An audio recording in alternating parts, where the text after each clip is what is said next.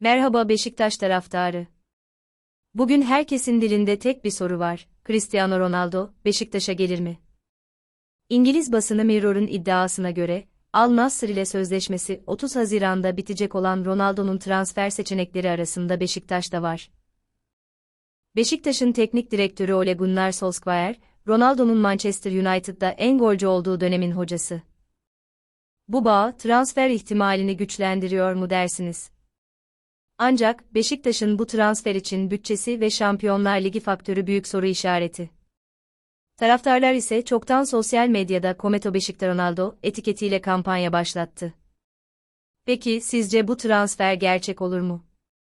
Yorumlarınızı bekliyoruz. Ronaldo Beşiktaş'ta.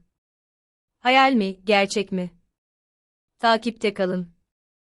Ve lütfen kanalımıza abone olmayı unutmayın. Yeni transfer haberlerinde görüşmek üzere.